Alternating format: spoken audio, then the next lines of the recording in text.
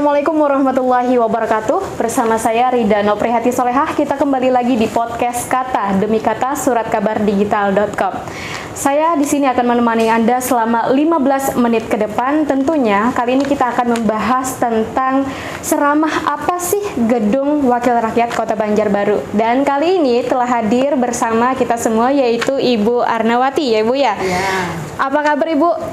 Alhamdulillah baik. Iya sehat. Terima kasih banyak Ibu sudah mau berhadir di podcast kita pada sore hari ini. Iya kembali kasih. Iya. Terima kasih saya kembalikan kasih. Iya. Alhamdulillah bisa berkesempatan kita podcast kembali setelah 1 tahun saya menjabat sebagai sekwan. Iya baik Ibu. Ibu terkait dengan tema kita pada sore hari ini Ibu. Apa sih Bu perbedaannya antara gedung pemerintahan dan juga gedung wakil rakyat nih Bu? Oke. Sebenarnya tidak ada perbedaan mendasar ya. Iya. Gedung pemerintahan itu juga sekretariat DPRD ini juga gedung pemerintahan sebenarnya. Baik. Tetapi kita punya pembeda. Pembeda itu maksudnya kalau dulu istilahnya inovasi, tapi sekarang dibilang pembeda lah. Apa yang kita sesama gedung pemerintahan lainnya kita punya beda yang dianggap sebagai satu kelebihan. Baik. Nah, jadi pembedanya itu kelebihannya dari gedung-gedung pemerintahan lainnya. Tapi sebenarnya ada standar pelayanan publik. Ya. Nah, standarnya itu apa yang bisa disiapkan di situ. Tapi kami memilih standarnya ini lebih lagi dari yang distandarkan, jadi itu lebih baik, lebih dan terasa ada nuansa keindahannya. Kami modifikasi seperti itu. Kira-kira fasilitasnya apa saja nih Bu? Yang jelas itu kalau menurut standar pelayanan publik itu harus ramah terhadap penyandang disabilitas.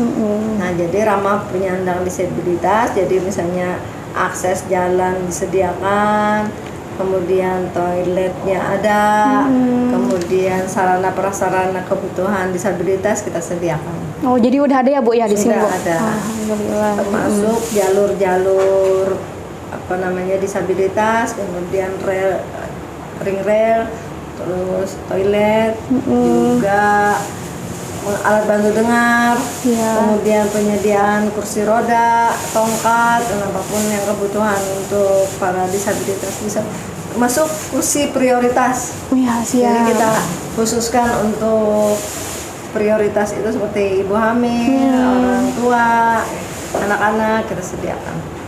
Baik. Untuk ramah anak sih Bu, apakah ramah anak dan lingkungan juga sih Bu selain ramah disabilitas tadi Bu? Ya, karena kita ini sebenarnya kan memang syarat fasilitasi pelayanan publik itu adanya ruang bermain ramah anak. Nah, ini kami fungsikan untuk pengunjung yang ada di sini, mungkin ada yang membawa anak-anak, jadi bisa ditempatkan anak-anak itu bisa bermain yang aman lah. Iya. Mereka bisa bermain, tetapi sebenarnya juga kami tujukan kepada karyawan dan karyawati yang di sini yang punya anak. Iya. Jadi mereka bisa mengawasi anak-anaknya. Benar tanpa sekali. harus ke penitipan.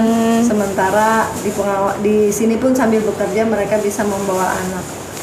Insya Allah itu kita bisa memberikan peluang buat para ibu itu tanpa harus keluar rumah, misalnya harus menjemput anak lalu kembali ke rumah, menggaji orang untuk merawat anaknya, menjaga di rumah atau ke penitipan. Tidak perlu seperti itu, bisa ditaruh di kantor gitu. Berarti setiap hari ada aja ya Bu ya anak-anak misalnya berkunjung? Ada, jadi kita pulang. Ada anak-anak yang pulang sekolah, bahkan kalau misalnya nanti akan saya siapkan juga kamar ruangan yang bisa anak-anak untuk setiap SD, SMP mereka bisa mengerjakan PR di sini sampai bahkan orang tuanya selesai lalu pulang sama-sama. Iya, bahkan disediakan kamar ya Bu ya. Ruang khusus kita anak. Juga punya ada ruang laktasi. Jadi ibu kan ada busui rasanya ada 2 orang yang sekarang ibu menyusui dan ada juga yang baru melahirkan. Nanti kalau dia sudah masuk tanpa kerepotan dia mungkin memompa asinya atau yang kan tiap hari mesti ada rapat di sini ya, karena gedung DPRD gedung rakyat. Jadi pas rapat-rapat mungkin ada yang pas rapat harus mengeluarkan asinya, jadi kita sudah sediakan sesuai standar lah. Iya siap. Bahkan lebih lagi rasanya kayak. Dan kemarin ada yang bilang, wah ini dengan rumah sakit aja udah bagusan ini. Bisa nanti ya Bu ya, dilihat-lihat ya. Ibu, untuk gedung Wakil Rakyat ini sendiri kira-kira bisa digunakan untuk apa aja sih Bu? Sebenarnya kan gedung ini yang namanya wakil rakyat yang 30 orang di sini kan wakil rakyat. Ini semua rakyat Banjarbaru berhak dengan gedung ini maksudnya, tapi diwakilkan oleh 30 orang. Jadi siapapun masyarakat Banjarbaru boleh ke sini. Dan itu kita berikan akses yang sangat mudah. Jadi bukan tidak terjangkau. Jadi misalnya ini gedung tinggi itu gedung DPRD, kita takut ke sini tidak. Tapi kami sudah welcome dan kami fasilitasi untuk bertemu wakil rakyat pun bisa di sini secara formal maupun non formal kami fasilitasi dan suasananya nyaman. Nyamannya itu yang kami ingin tumbuhkan. Jadi mereka tidak merasa kaku seperti ke gedung pemerintahan lainnya banyak pemeriksaan atau fasilitas yang begitu kaku, tapi di sini kita benar-benar buat senyaman mungkin masyarakat yang mau berkunjung ke sini. Ibu, saya lihat nih di ruang ini ya Bu ya, terdapat ada nih sasirangan Bu, dan juga ada ini apa Bu? Ini kerajinan dari batu. Bisa dijelaskan tidak Bu ini masalah ini Bu? Ini juga salah satu bentuk kepedulian kita terhadap UMKM yang ada di Banjarbaru ya. Jadi karena ini gedung rakyat, mereka juga punya hak untuk menitip barang, untuk dipajang di sini, bukan tanpa maksud sebenarnya ya. Jadi di sini banyak kunjungan kerja dari luar kota, dari luar pulau, luar provinsi, datang ke sini untuk berkunjung juga biasanya. Mereka kita berikan kesempatan untuk memajang produk-produk yang ada di Banjarbaru, produk unggulan ini kan kerjasama UMKM. Jadi mereka itu tidak perlu ke pasar. Di sini ada tersedia. Kalau memang waktunya ada, tanpa harus keluar kantor, kita bisa berbelanja di sini. Dan kita juga fasilitasi pakai QRIS, jadi tanpa uang tunai bisa belanja. Jadi siapa aja Bu yang biasanya berbelanja di sini Bu? Selain tamu-tamu dari luar, juga bahkan yang kantor kan biasanya dari dinas mana ada berkunjung sini, begitu tertarik melihat pengen ya ini ambil. Oh iya benar. Jadi itu kerjasamanya begitu. Jadi dia ikut menghidupkan geliat UMKM di Banjarbaru. Untuk promosinya sendiri seperti apa Bu? Misalnya yang tentang cenderamata-nya sendiri, jadi sampai yang orang luar tuh bisa datang ke sini Bu. Gitu. Jadi gini, jadi kami punya trik. Ini tempat ini adalah lorong. Lorong menuju ruang rapat. Dan kami buat juga tempatnya senyaman mungkin. Jadi kalau tamu mau berkunjung, kami ngobrolnya di sini aja. Kalau secara tidak resmi. Kalau resmi kita bawa ke ruang rapat, mereka pasti melewati di sini. Melewati di sini pasti bertanya ini apa. Terus kami jelaskan. Nanti kalau di sini, daripada jauh-jauh cari oleh-oleh di sini aja. Ada keperluan. Nah itu salah satu. Selain membuat ruang ini lebih estetik kan enak nih dipandang nih.